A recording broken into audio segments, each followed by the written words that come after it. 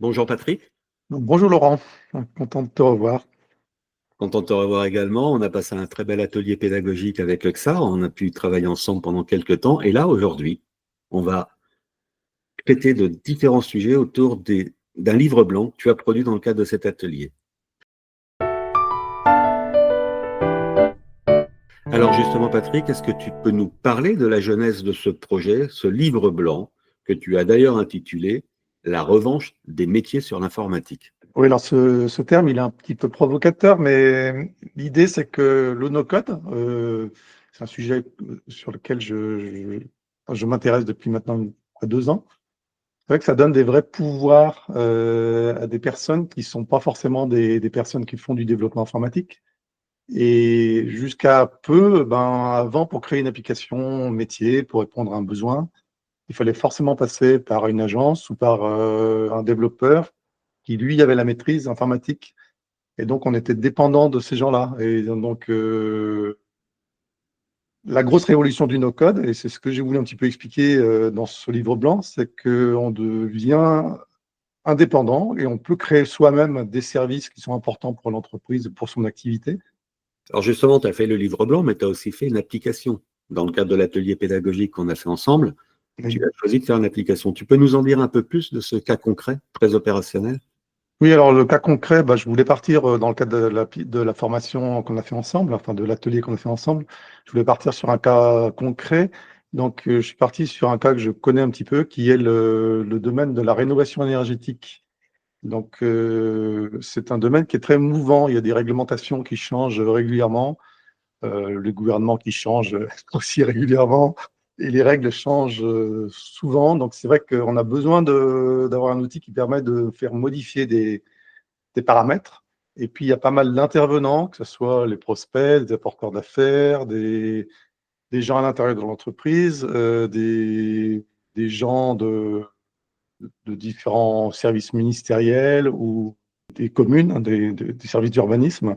Et c'est vrai que pour essayer de faire communiquer tous ces gens-là, c'est pas toujours évident de développer une application en partant avec une agence, alors que le no-code, et en particulièrement XAR, qui est une solution encore plus facile d'accès parce que française, quoi, pour quelqu'un qui ne maîtrise pas forcément les codes, enfin le langage anglais. Et puis ça permet justement de répondre à un besoin, par exemple de générer des documents, d'avoir un formulaire d'éligibilité, de suivre le processus d'un cas de demande de rénovation énergétique pour savoir si on peut avoir des aides et de suivre ensuite derrière le chantier. Alors justement, tu parlais de XAR par rapport à d'autres outils. Évidemment, tu as fait l'application avec l'outil no-code XAR. Pourquoi cet outil en particulier? Est-ce qu'il avait un sens pour toi par rapport à d'autres gestionnaires de bases de données? Je pense en particulier à Airtable. Alors, Airtable est un très bon outil que je connais aussi. XAR, ce qui m'intéressait dans l'approche de XAR, c'est d'abord, c'est une solution française, éditée en France, hébergée en France, avec une interface utilisateur en français, une documentation en français. Et ça, je pense que c'est quand même assez important, notamment dans l'accessibilité dont on parle beaucoup pour les outils no-code, parce que c'est pas toujours évident de se plonger dans une doc en anglais, d'avoir un support par email avec un éditeur quand il veut bien répondre. Donc là, il y a un vrai répondant. Et c'est vrai que passer par quelqu'un comme toi qui connaît bien l'outil et avec lequel on peut avoir des discussions, c'est aussi très intéressant. Et alors, au-delà d'outils, j'aimerais aborder la question de la méthodologie. Parce que si c'est vrai qu'au plan national, on a pu travailler avec l'AFNOR pour créer le guide des bonnes pratiques du développement en langage visuel ou développement no-code, toi, je sais aussi que dans ton livre blanc, tu as abordé cette question de la méthodologie, avoir une démarche structurée. Ah oui, parce que le terme no-code, il est un peu trompeur, quoi. On a l'impression, comme c'est no-code, c'est très facile d'accès, c'est comme un traitement de texte. On achète l'accès à l'outil ou on ouvre un compte, et puis voilà, pof, on démarre et on vit en tête, on se met à faire une application. Sauf que c'est pas exactement comment ça se passe. Euh, un peu comme, enfin, je fais un peu le parallèle avec la construction d'une maison. Quand on construit une maison, même si on passe par des préfabriqués, forcément, il faut quand même savoir ce qu'on veut faire, et il faut avoir des plans, il faut faire appel potentiellement à un architecte. Il faut déjà bien définir en amont tout ce que l'on veut faire, puis on ne met pas en place toute cette démarche, qui est une démarche de toute façon pour toute construction d'application, quoi. Et c'est vrai que c'est aussi ce qui m'avait intéressé de m'approcher de InPulp, pour avoir cette méthodologie qui ne s'apprend pas comme ça facilement, quoi. Et cette démarche, par exemple, pour éviter des pièges classiques, si tu devais conseiller un chef de projet digital ou un product builder no-code là, dans les semaines qui viennent, qu'est-ce que tu lui dirais, enfin, quels sont les points d'attention où tu l'emmènerais pour éviter justement ces pièges classiques du développement d'une application?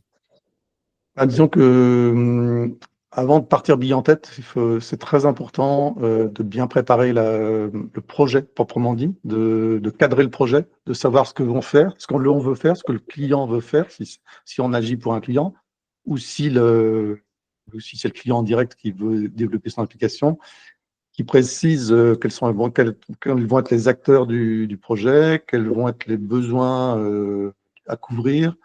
Donc vraiment de cadrer le projet euh, avant de démarrer, quoi. Donc de vraiment passer du temps sur cette démarche d'avant-projet, qui est un point très important qui va faciliter ensuite la mise en application. Puis deuxième conseil, c'est qu'on n'est pas obligé de partir.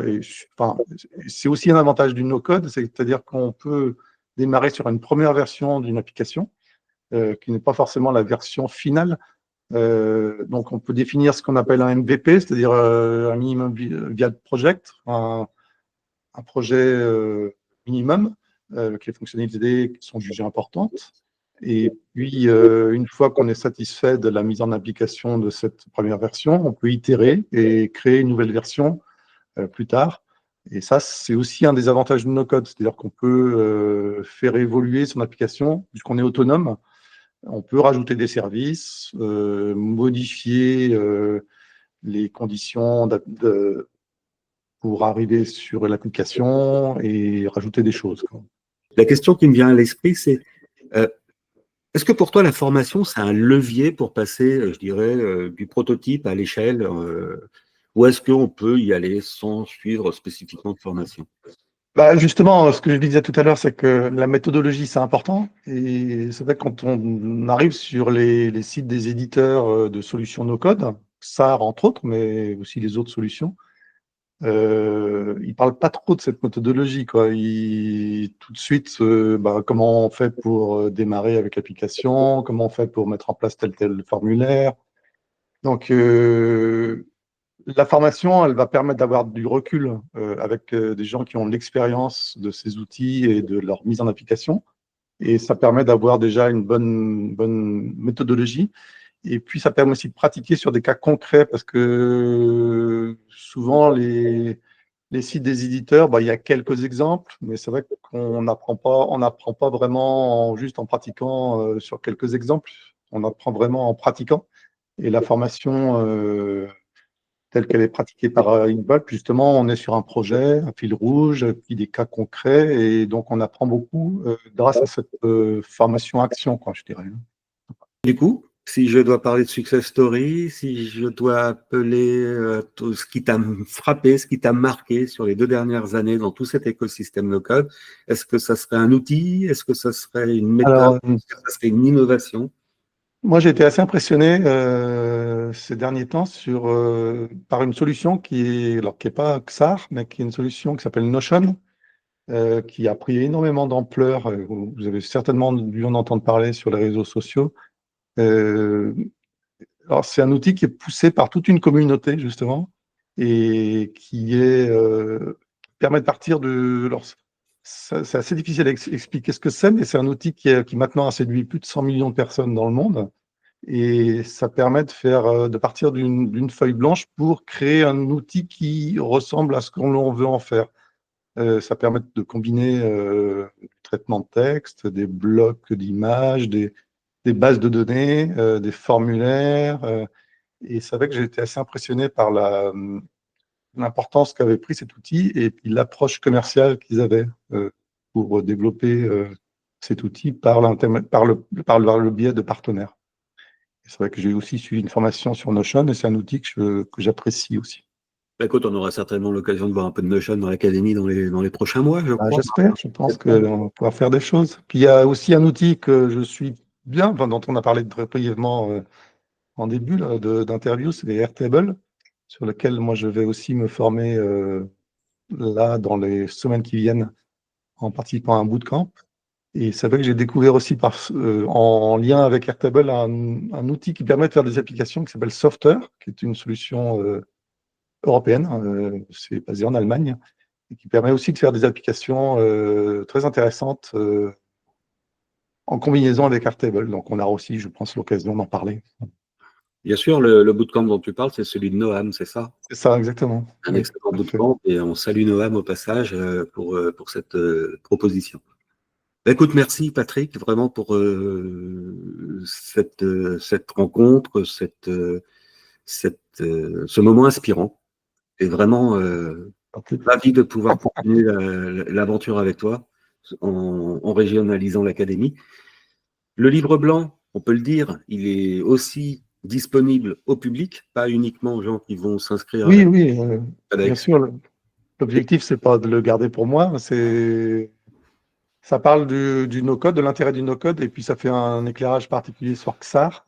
Et bien sûr, il sera disponible par l'intermédiaire d'un formulaire rapide à remplir qui permettra d'avoir accès à ce document. Patrick, Donc, voilà. encore merci et à très bientôt. Merci Laurent, et puis à très bientôt alors. Merci beaucoup.